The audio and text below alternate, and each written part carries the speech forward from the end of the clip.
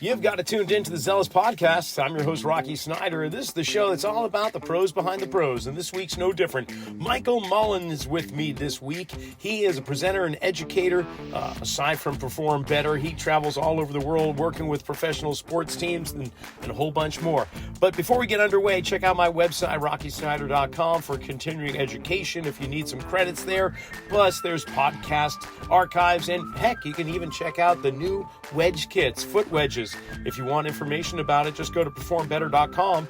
And while you're there, check out their 3-day functional summit. They're coming up in Long Beach, California, Chicago, Illinois, and Providence, Rhode Island. That's going to be in June, July, and August, not in that order. But also check out Satanta College if you're interested in furthering your education in the world of strength and conditioning. They've got master's and bachelor's degrees. Just add RS10 when you sign up for your program and get 10% off tuition. Also check out the NSCA National Conference coming up this July 16th and 19th in Kansas City, Missouri. I'll be there and I hope to see you there too. Meanwhile, follow me on Instagram at Rocky_Snyder and enjoy the show. Well, Michael, it's been a year since we were sitting in the lobby of a hotel in Los Angeles, I think it was. Yes, at the Perform Better Training Summit, and it's just amazing how time flies by. And of course, we're on opposite coasts with time zones that kind of get in the way. But I'm so glad you were able to put a little time aside. So, first of all, welcome to the Zealous podcast. Thank you, my friend. Great to be here. Appreciate you having me on. Well, it's my treat, and I get an entire close to an hour asking you to improve my knowledge base with what you have. So I'm giddy as can be. But first, how about this? If you don't mind, tell the listening audience what your career path has been, or and where you are now, and how you got there, if you don't mind. Of course. No, absolutely. So I'll start here. I own a practice called Integrative Rehab Training. I actually have a studio above my garage at my house in Cumberland Center, Maine, which I'm just tickled with. Been here for about 5 years. I've been out on my own with my practice for about 8 years now. I started about 35 years ago, graduating college with an athletic training degree. So sports medicine background. I really liked the rehab side of my education. And so I got my first job working in a physical therapy environment, working with other PTs and helping to do the physical therapy for varying types of people. I also ran a walk-in injury clinic for 4 local high schools in Manchester, New Hampshire, where there was an injury clinic that could come in, I'd assess and give them guidance and some things to work on, and was there for about 5 years, and then was able to have a position running the rehab department for a pretty prominent surgeon's practice in San Francisco.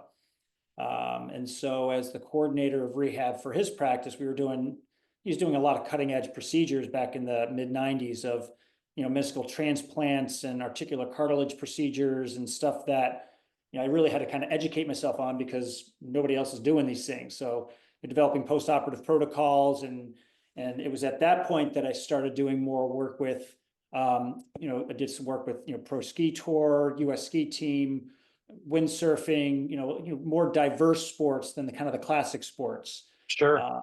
Which was great. We were able to kind of, once you know biomechanics, it's just applying it to a little bit of a different model, which was really a great experience. We had a great time out there for about 5-6 years, and then we wanted to kind of move back to the East Coast, so we moved back to Maine back in 2000. And then I worked continued in outpatient physical therapy. And again, as I mentioned, I went on my own about 8 years ago, and over the last 25 years or so, I've really done a lot of work with consulting with pro teams and consulting with other professionals and organizations. I lecture a fair amount all over the place on a host of different topics. I like to do educational stuff on a small basis here. I'll bring PTs and other rehab professionals in for one-on-one or 2-on-1 educational programs out of my studio, and then I spend my day seeing clients. And it's anything from really active people who've injured themselves and haven't responded to traditional models of physical therapy and rehab, to people who've had like chronic pain. Or people who have really complex things and want a little bit of a different approach, which is a lot of what I do. That's cool. And I know you've worked with like Kevin Neal down with the Boston Bruins, hung out with those guys for a little while. You've done some work with the Atlanta Hawks, of course, Arizona Coyotes before they became the Utah Hockey Club, and a whole assortment of other teams, as well as international too. I know you've been over to the Mediterranean and taught there, as well as some other places. So your work takes you far and wide, and yet you find a way to stay centered at home, which is a nice bouquet, I guess you'd say. I feel very fortunate. Thank you. Yeah, it's been the opportunities that I've been afforded are, I feel very fortunate, and don't take any of them lightly. Throughout my year, I mean, I'm in a continuing education nut. I mean, the amount of money of our retirement money, as I look back at it now, that I've spent Right? on Crazy. continuing education, it has brought me to just a multitude of different methodologies and approaches. I mean, I hear about something, I want to learn more about it, so I kind of dive in and take the coursework and read books, educate myself every day. And so my diverse background with a number of different approaches has afforded me a different way of looking at the body, which is kind of like my own blend, if you would, of things that I've learned over the years and through a ton of observations and working with a lot of people. So Well, that's the natural order of things, don't you think? I mean, not that we're trying to collect an alphabet after our name in regards to the letters and certifications. It's more like just a pursuit of more insight and more knowledge and more so that you can be more effective. So I would love to get what your box of chocolate looks like when we talk about the different flavors of knowledge and approaches. But before that, I'm curious, why athletic training? What was it that got you in school to say, you know what, I want to be an athletic trainer? Was there something that happened while you were in sports, or it was just something that piqued your interest? that's a great question. I had no idea what I wanted to do. I knew I would not work well behind a desk or any Mm. place that would keep me stationary. So when I got accepted to college and was literally just before I was going to college, my mom had found this article in a newspaper. It's like, you know what, this kind of sounds kind of interesting. You might want to look into this. And so they happened to have a program at the school that I was going to, and again, I grew up playing, sports and just being really active my whole life. Soccer and lacrosse were my main sports, from terms of like team sports, but I've just always been really active. And so, yeah, so I studied that in college, and it was just, it was really drawn to a lot of different things, but in particular, you had to kind of think on your feet. You had to constantly be updated in terms of all the new information that was available. You had to be able to kind of make snap decisions. You had to really be, thought process and interactive when you're working with people in terms of like, how to discuss injuries and problems, how to coordinate care with other health professionals. So it was really all the things that kind of spoke to me as an individual. And that's worked very well for me as I've carried that on through my career. And even in working in outpatient PT and again in that surgeon's practice, I had to be kind of the middleman, if you would, and constantly interacting with, massage therapists or an orthopedic surgeon or a parent or a child or, whoever it would be, the coach of the team.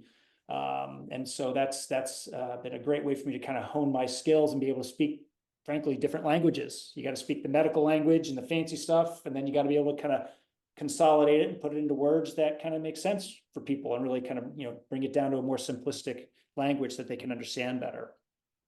Yeah, So I thank you, don't Mom. know. Appreciate that. Yeah, honestly, I love how those little serendipitous things. For myself, I was out of work in the early '90s. Honestly, I was a line cook in a local restaurant here on the coast, central coast of California, and they changed ownerships, and I found myself without work, and my roommate at the time was looking through the classifieds. For the younger listening audience, this is occurring in what was called a newspaper, and they would have job listings, and there was one that spoke about a health club, like working in a health club. He was like, dude, you work out all the time. You should consider that.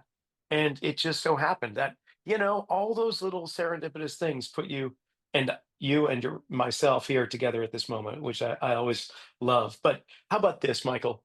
Your first pursuit outside of the world of academia, the outside of college, something that sparked your interest, that began this journey, this pursuit from one organization of learning to another? Was there one that you just was like, okay, this is great. This is great information. Now I'm even more hungry, and I've got to seek even more information out. Um, I can't think of one. Well, I can think of one. Yes. So yeah, if I go way back, Yeah, go for it. um, I do a lot of hands-on work. I feel very fortunate to have a pretty good sense with what I do with my body and other people's bodies, and being able to sense and feel things. And very, very early on in my first job, I remember working with a therapist who was very gifted manual therapist, if you would. And I would just kind of watch how she worked, and some of the things she would accomplish, and watch how range of motion and mobility and pain would increase, and pain would be reduced just with some really thoughtful care through the work that she was doing. And so I took a course in manual therapy early on, and again watched the instructor very knowledgeably be able to kind of very quickly identify limitations and restrictions while just kind of touching somebody pretty quickly. And I'm like, this seems like this speaks to me. This is something that I really want to kind of delve in further. And so I started really spending more time doing more hands-on work. And that allowed me not only to do better care when I was working with people in terms of better outcomes, but it also helped my assessment skills, because you're really able to understand and feel and manipulate structures better to be able to identify where the problem might actually be. And it gets, I feel fortunate to be at a point now where I teach that a lot to other people as my own blend of the different things that I've learned, as well as things that I've just learned through working with people. Dancing with them is literally how I phrase it with people, because it's not my hands, it's my body interacting with theirs as I transfer forces through the system onto somebody else to be able to help create effective change. So I hadn't really brought it back that far. So thank you for bringing that to my attention, Rocky. No, no problem. I'm glad you bring that up too, in regards to the hands-on stuff, because historically, as as coaches, strength coaches, personal trainers, it has been frowned upon, and it has been suggested that that's outside your scope of practice, that it's supposed to be a hands-off. But I would love for your position, your thoughts on that. Well, that's a tricky one. So the It way I'll answer is. that, is this: is I feel that unless it's explicitly written otherwise, that once you've developed a rapport and a relationship with a client, and you've got this trusting interaction, that you helping to do something to guide someone, or they've got an ankle that's a little stiff and you want to kind of go in and just kind of move it around a little bit to help them stretch out. Here I am with my air quotes. Um, Yes. Help to kind of guide structures into positions. As long as it's not explicitly not written, then I feel actually I feel pretty strongly that we get too hung up on what some of the licenses and certifications are that are necessary to be able to do work. I know we need to put guidelines in place. I'm not ignorant of that, but I also feel that there are some very gifted people who don't want to go through the whole whatever massage therapy licensing program, or go back to PT school or stuff like that, in order to put their hands on people. And so that's kind of like my view. I know I've walked a line my whole professional career with not working outside my scope of practice, if you would, but I've always walked this line of like doing stuff that I'm sure if other professionals would be like, well, where'd you get your training for that? Are you okay to do that? And I'm like, I am, and I can.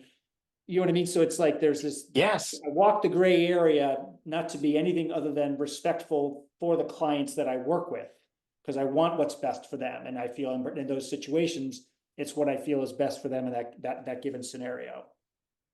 Beautifully said. That's excellent, and I appreciate that, because it's exactly where I'm feeling too.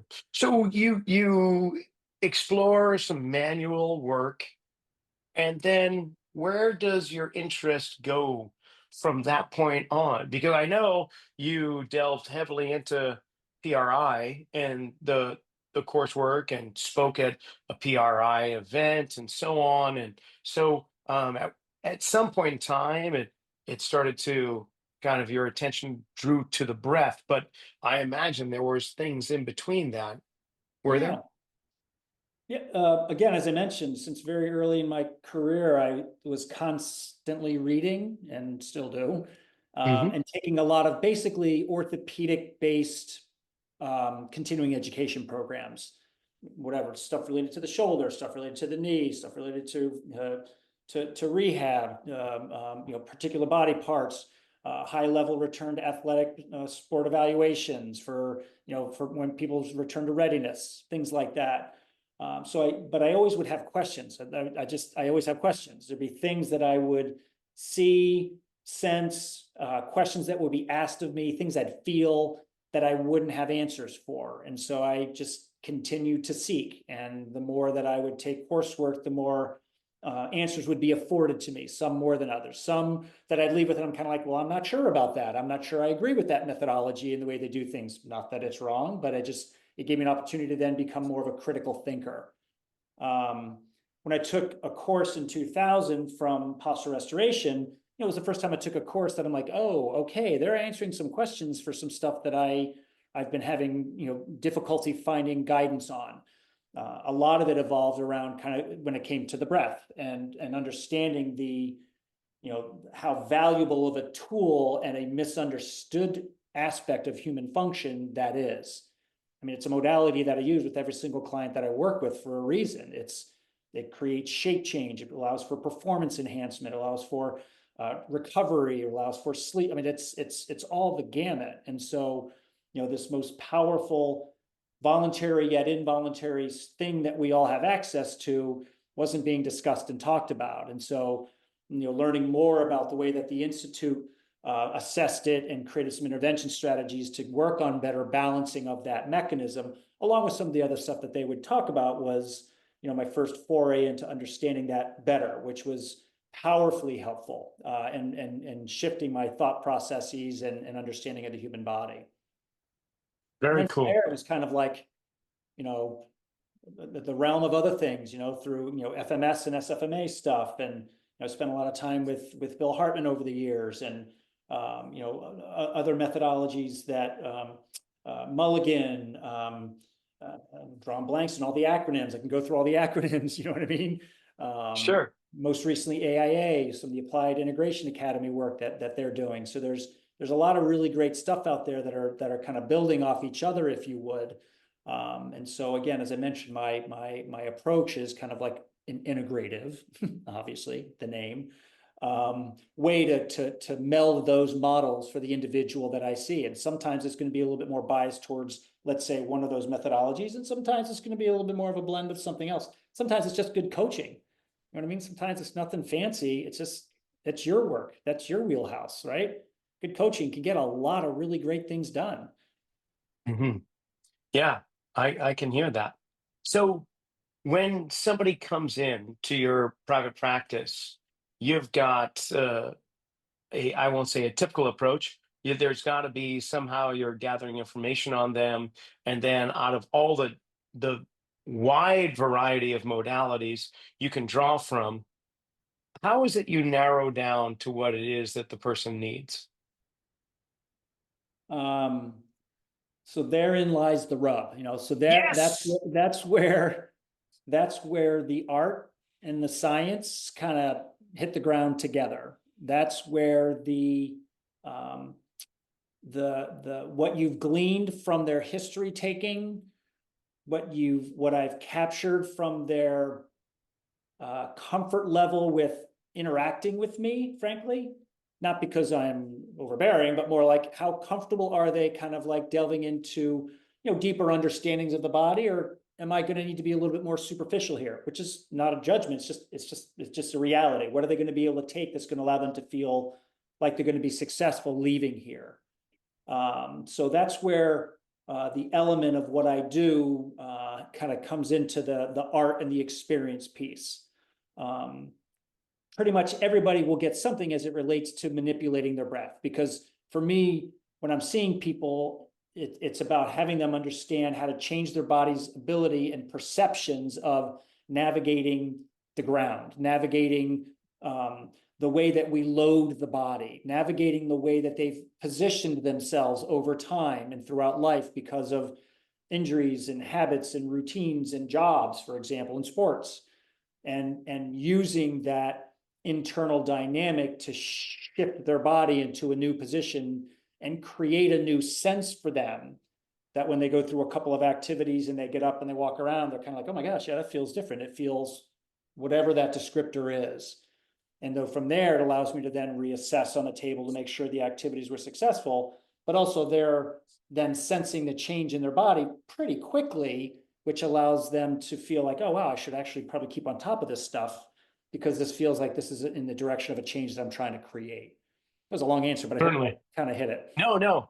Yeah. And there is a rub to that in the regard to that it is, although you're assessing and reassessing and finding out, the ability to quantify it is not as readily available often as it is to it's more qualitative information than it is quantitative information compared to, say, the pharmaceutical industry or other approaches where there's measured results and outcomes more easily. You know what I'm getting at? It's like I would love, because I like to read too, and what I'm coming up to is a lot of the research journals that I'm interested in are aren't very prevalent because the work that we typically do when working with people with chronic or acute issues is individualistic, and it depends on their level of integration. I won't say they're unintegrated. I won't say Yep. they're dysfunctional. Do you know what I'm getting at here?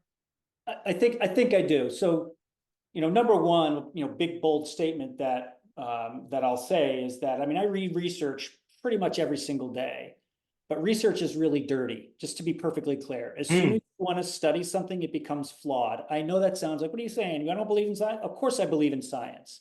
But as soon as you want no. to study something, you have to then put constraints on it. So now Yeah. it being representative of what you really think it means is let's just say flawed, some just more than others. And that's okay. So that's kind of concept number one from a measuring Hmm. perspective. Number two, my inner tester reliability is really quite good. I've been doing this a long time. You know what I mean? I'm sorry, my apologies.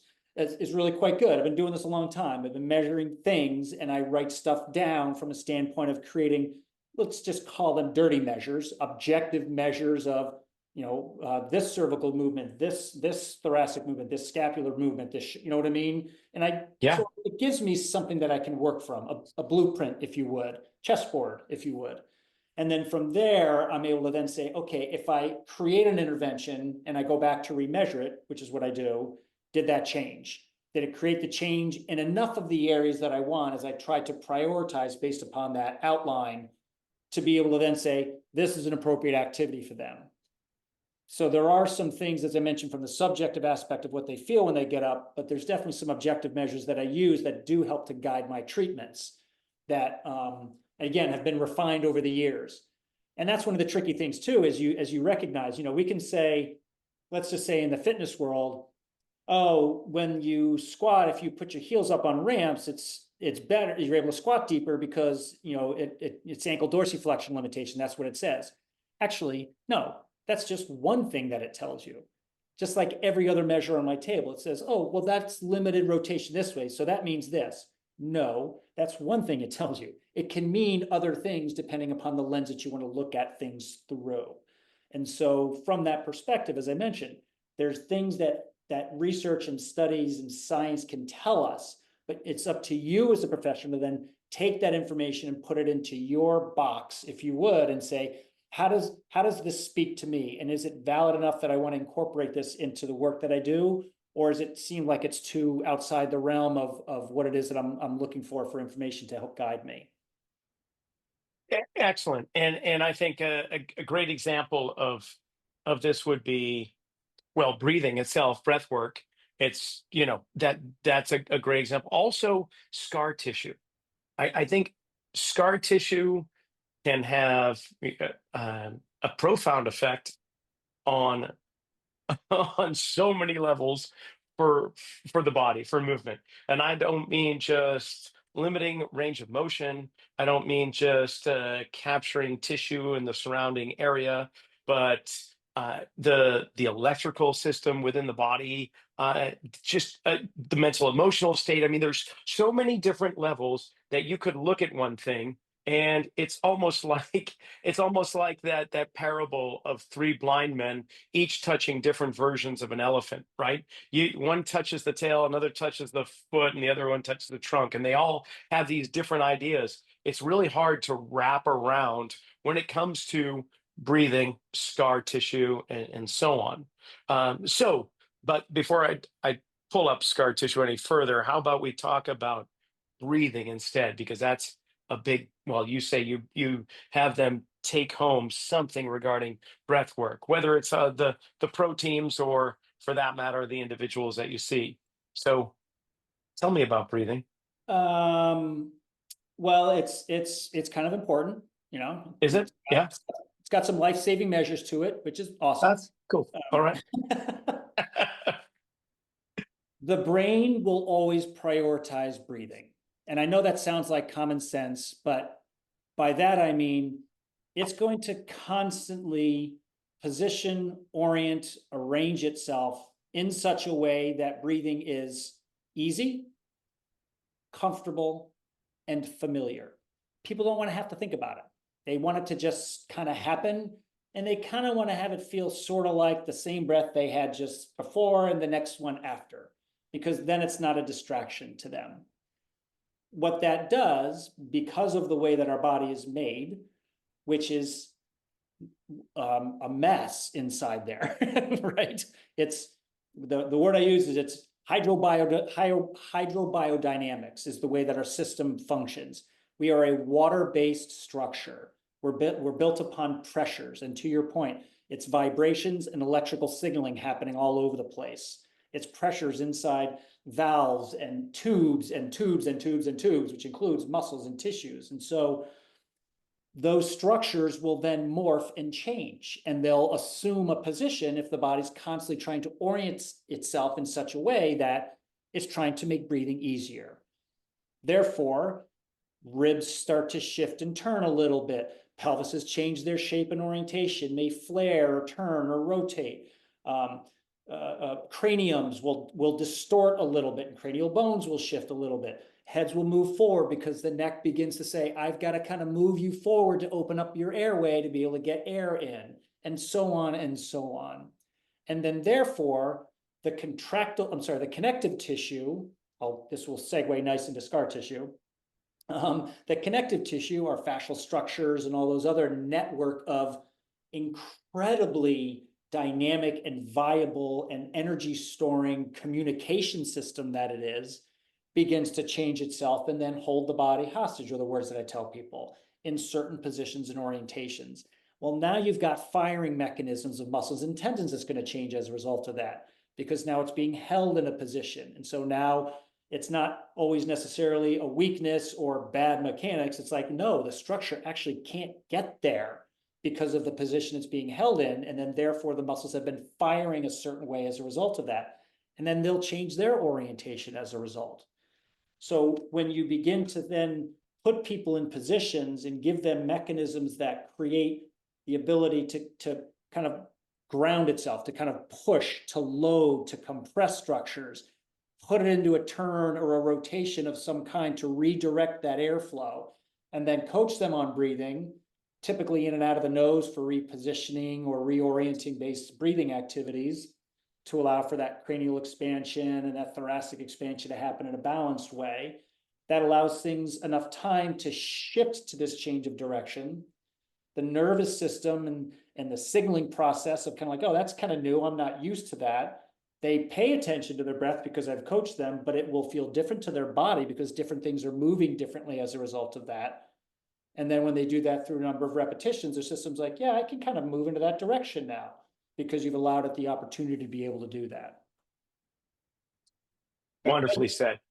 Yeah, that's great. So providing um, additional resources is the way that I will often think about it. Like something that has been restricted, and whether it is because of the efficiency of breathing, seeking out the most efficient means of breathing, whether it was from like it comes from both directions. An experience in life, an accident, a trauma, mental, physical, emotional, spiritual, whatever it is going to set up the body to be in a certain place, which then the brain is now figuring out what's the most efficient means of breathing through this. And then that's going to be this back and forth kind of negotiation between experiences on the outside working their way in. It's kind of like when people say, oh, you work from the bottom up. I'm like, no, we can work from the top down. We can work from the inside out. We can work from the outside in. We just need a starting point. And it can vary from one person to the next, one event to the next.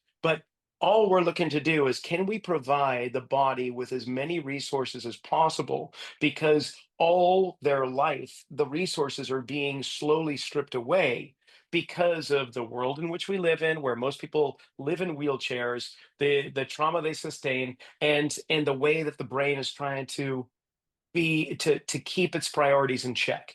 How's that? Correct. Correct. No, that's spot on. So a phrase a couple of colleagues of mine say all the time is breathing is walking and walking is breathing. So, we are a system that is always moving, period. And I think Yes. people forget that. If you try to kind of hold your eyes and stare at something and you think your eyes aren't moving, your eyes are moving. When you're sleeping, even when you're, frozen in REM sleep, it's called REM for a reason. Digestion's constantly occurring. Your cerebral spinal fluid's constantly moving. We are a constantly mobile, moving structure that we have created an environment in many cases that's doing everything but allowing that to happen. And so when that begins to affect the way that our body can then arrange and orient itself because of those limitations, then again, as we talked about, compensations will begin to occur. And it's going to prioritize, how do I get myself to a place to open up my airway? Like I'm pointing at my throat and my mouth just as much as I'm talking about the way that the lungs fill and the way that all of our diaphragms, cranial, neck, thoracic, pelvic, all of them can create pumping mechanisms. One of the I'm actually doing a lecture on this in another night or two, is one of the messages that I think is one that kind of overrides people sometimes is gravity, for example. Like this poor messaging and the bad rap that gravity gets, that it's this force that's constantly pulling on us, that it's this thing we have to kind of fight, and all these images that create this negativity to it, when it's like, we wouldn't be here. Like it's how we evolved as a species. And if people can get their head around, it's less of this downward pull and more of this, I'll go Einsteinian here, this acceleration of movement that's encouraging the body to move, then I think that becomes a little bit easier to get our head around. Let's not work on stiffening and ergonomics and trying to arrange ourselves to combat its influence. Let's figure out ways to make our bodies more dynamic. How do we make that happen if we have to sit all day at a desk? How do we create the opportunities to allow the system to appreciate that, forward, backward movement is what the system craves and needs for things to stay lubricated, to prevent, I'll go back to your word, scar tissue, which I think is overused. So we can come back to that in a minute. Ooh, please. So, I think I kind of went off a little bit of a tangent there, but the mechanisms that we've put into place societally, I don't think with ill will, obviously, but are ramping up our systems in such a way that we're constantly on. Our systems are constantly overstimulated. We're in this sympathetic drive kind of all the time. Everything is always flashing. Attention spans have gone from, a minute to 7 seconds over the last 3 decades or something like that. I mean, it's evolving and not necessarily in a really favorable way. And so what things can we think about and introduce that allow people to be present in the activities that go with people? It's kind of hard to be distracted. You know what I mean? Because you have to pay attention and sense and feel and be in positions that your body's not at all used to. Or you and your work and people who are listening to this and your ability to be with them, regularly and engage with them to keep them present for their workout so that they get that best outcome possible, and so on and so on. Beautiful. Okay, I want to know what word or what term that you have taken to mean what we might call scar tissue. Are you saying adhesions? What kind of term do you use when we're talking the healing over? Yeah, I did that just for the aha effect by pulling scar tissue I got plugs. you. I use the word with people, obviously, depending upon who they are. I'll say adhesions, I'll say scar tissue based upon what I think that they'll capture.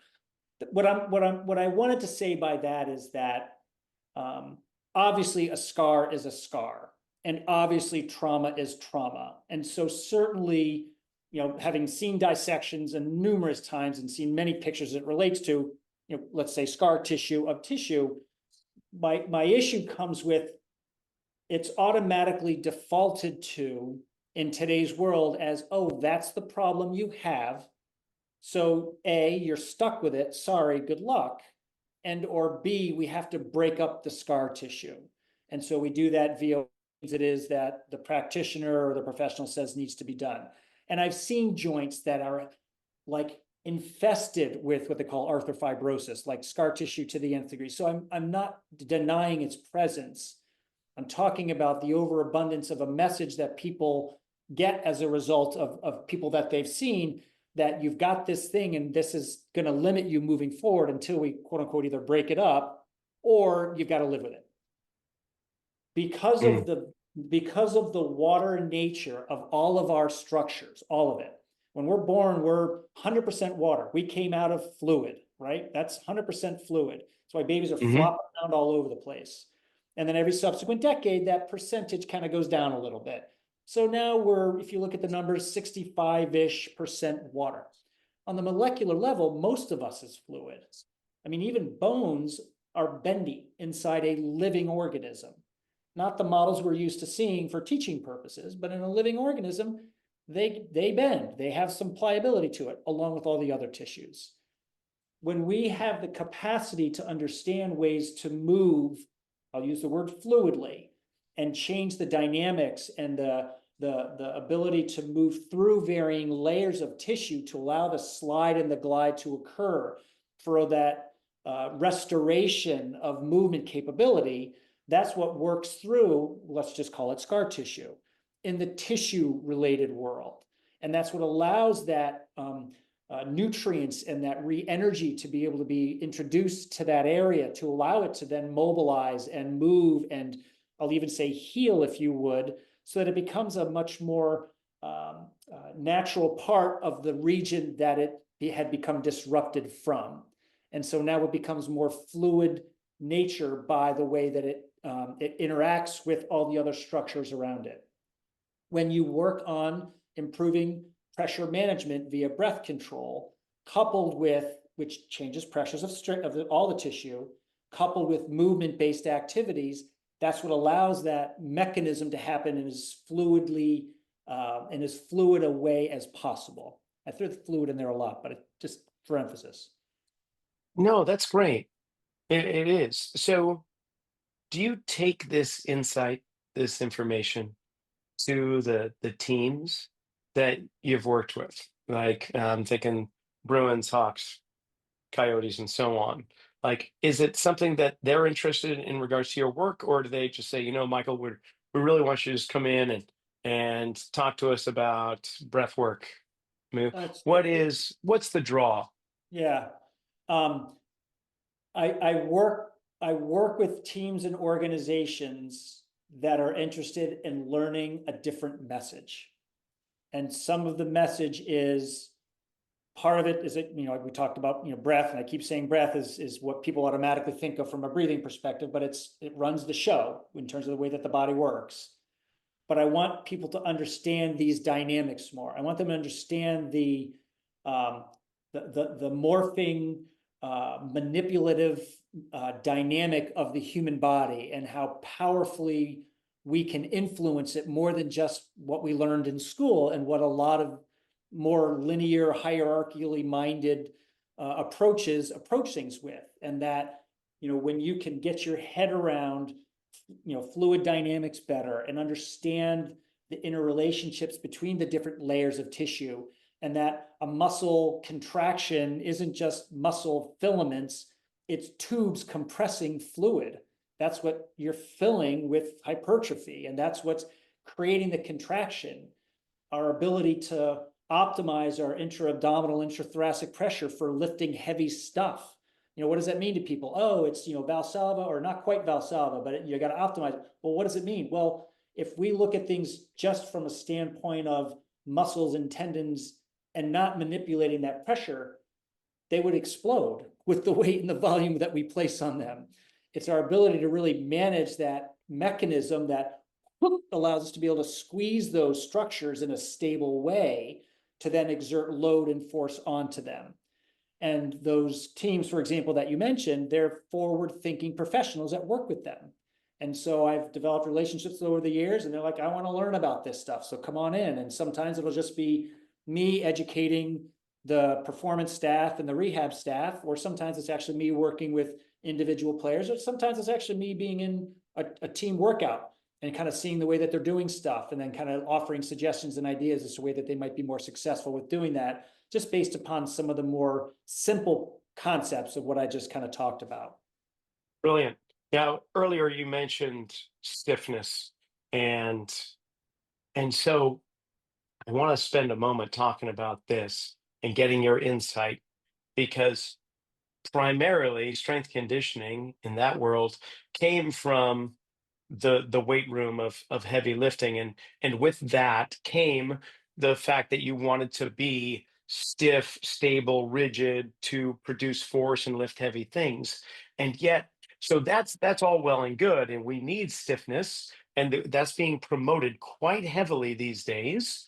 But we also need dynamic, well, pressure, right, in terms of the tubes in which you're relaying to relating to. Is that, like, if the spine was one solid bone like my femur, then I would want it to remain pretty much in one position all the time. However, it's a collection of many, many bones, and therefore the space in between is meant to move. So at one moment, we'll need that static upright stiffness that we are really reinforcing over and over again. But equally so, the other side of the page in the book is, I want to be dynamically capable, and not necessarily stiff, but pressurized, shall we say. I don't know. Well done. Nice finish Yeah. there. Okay. Balanced pressurization, if you would, or whatever you want to call it. No, you're spot on. It goes back, there's that art again too, right? And there's that's the baby bear that everybody wants. I want enough Papa Bear to lift heavy stuff. I want enough Mama Bear to be able to sleep well at night and feel like I'm able to get good recovered sleep. And I want Baby Bear to be able to walk through my daytime. And that is part of what, let's just say, the clients that I work with for a long period of time can get to. Some of them, they're not as much about loading. Some of them a little bit more about kind of like ongoing management and just body weight based stuff. Other people, it's about, I want you being able to get back to doing your heavier workouts and your CrossFit. Like, it doesn't matter to me. Like, it's whatever it is. I want you to be loaded, but I also want you to understand this ability to wax and wane in and out of it based upon the task at hand. And so people like us who've been doing this for quite a while, the more clients spend with us, the more education and understanding they get with what we're trying to accomplish. And we're more and more successful with them being able to have that whole spectrum of understanding of the way that the body works. Unfortunately, it doesn't always work that way. And a lot of people kind of come and go throughout, our time with them, or they get the bits and pieces they need, and then they're doing their program on their own after you've kind of coached them into a good program, or their back feels better with me. And so, they're kind of out the door. And which brings me to kind of some of the message at times that I'll say with people is, I want to have you get to the point that you feel better, but I really want to kind of bring you past that. Like, I want you to learn more and be able to be better, so that you can understand how this amazing mechanism and organism that you've been blessed with works, and the way that you can really use it to the nth degree. So stiffness to me, going back to, I think, which was your original question, is about the Hmm. ability of managing all those things. It's capturing the incompressible nature of the fluids inside us. It's optimizing the pressurization piece that you talked about. It allows the muscle, tendon, connective tissue dynamic to then squeeze this structure and be able to then say, I got it. Now go do what it is you need to do. And obviously, depending upon the task, warrants how stiff we need it to be. If I'm doing back squatting with a barbell, that's going to be different than if I'm doing on a kettlebell swing. You know what I mean? Hmm. If I'm doing a bench press on a bench bilaterally with a barbell, that's going to be different than doing alternating chest press. So it's that balance of stiffness that we need depending upon how heavy and fixed the task is, versus I still want that stiffness, but we're going a little more dynamic now because, sorry, that's life. And so how do we kind of then introduce those mechanisms to be able to get you to that sweet spot? Well said. Answer, but I covered. No, it's great. I mean, we're so inclined, I think, just by human nature, to find something shiny and flashy and focus on it. And well, it's that reflexive saccade, right? It's the Yeah. when we're in a library studying, and suddenly a bird flies past the window. Our primitive instinct is to understand what that flash was, because either it's going to be dinner or it wants me for dinner. You know, that whole survival aspect of it. And so, but we don't notice the dust that's on the bookshelf itself because it's not moving. It's not so much, it's not drawing our attention. So anytime we have something that's flashing and moving and new to our concepts, that's great. We're drawn to it, which is wonderful to learn. But we also have to understand there's an entire room surrounding that that may not be attracting our attention, but we may want to look for it nonetheless because it's there. So Yep. let's talk about perform better. You've got Hold you're that going thought to a be on second. the Can I say one thing yeah. about what you just said? Oh, please, It's please. the word, it's words that I'll use with my clients, is that we need to do better at embracing the mundane. What seems like, too run of the mill, too day, like we are becoming so disconnected from the organic aspect of how we actually got here and evolved and actually work best, that we're sadly overlooking for things to continue that are flashy and birds that are flying. And what's the next thing? What's the next thing? What's the next thing? And it's contributing to a lot of issues with how we're working, not just on the macro scale, but on the really micro scale. I mean, nervous systems are changing and they're being disrupted, and immune systems are being compromised because people aren't getting back to the things that got us here and allow us to be more successful because of that overstimulation and that overdrive for that next big thing. So I'm not bashing society. I know it sounds like I've said that a couple of times.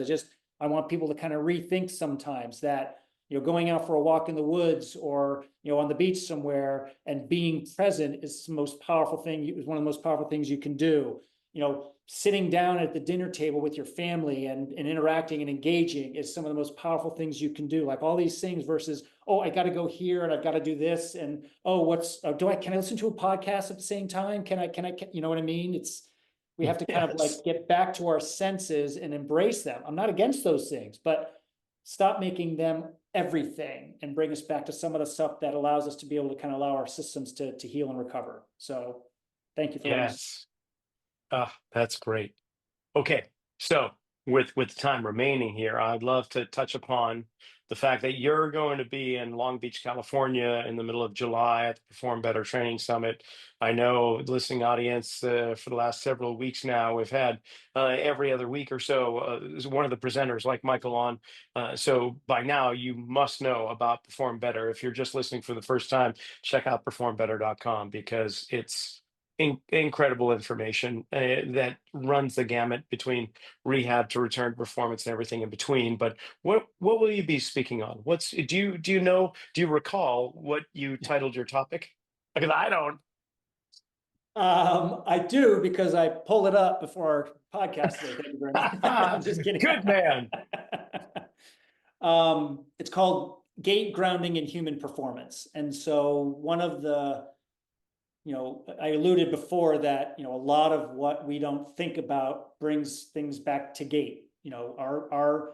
We're constantly ambulating, even if we're sitting at a desk, which sounds odd, but the system in the brain needs for it to be able to be constantly pumping side to side.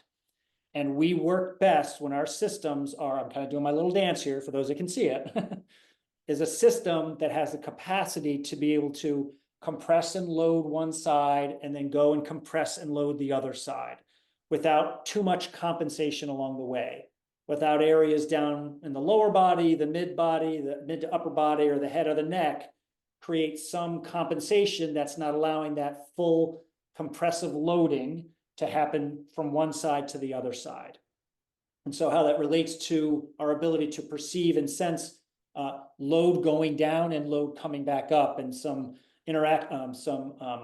activities people can engage in to be able to create that sense and appreciate that both sides aren't going to feel the same when they go to do this. And one side might feel different than the other for most everybody. It might be a different side from one person to the next person.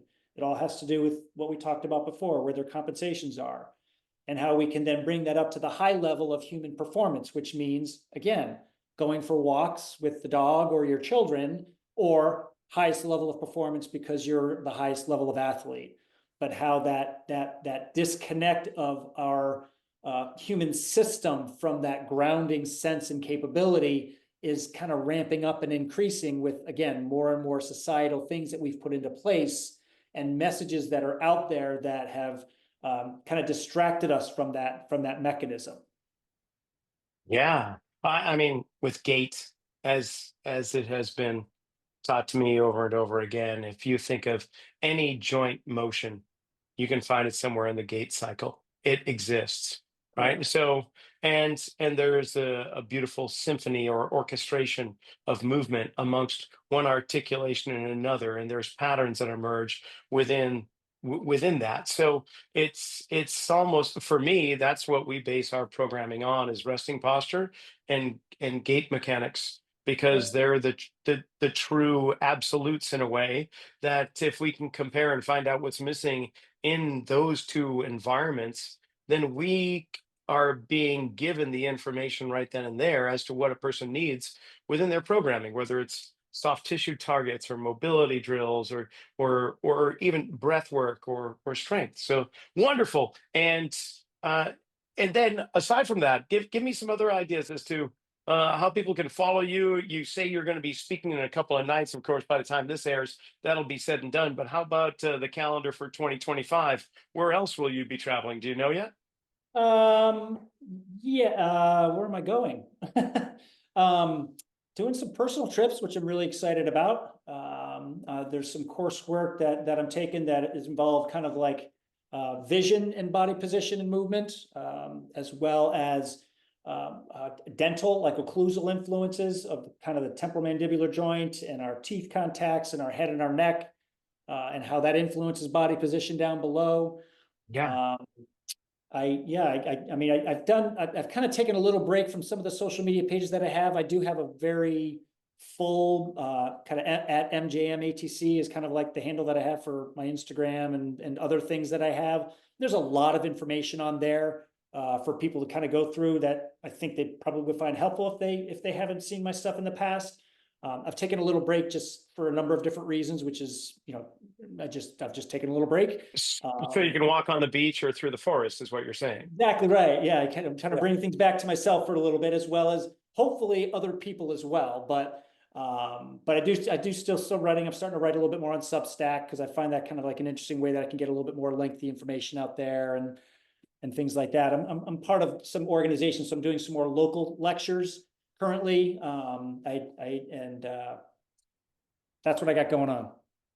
Oh, I'm easy to Dude, find that online, so people feel free to email me if they've got questions or want any other input. My web page actually has a lot of information as well too, which is also mjmatc.com. And for myself, growing up as a New Englander, I know that the end of September, first couple of weeks of October would be the most ideal time of year to come visit you just outside of Portland there.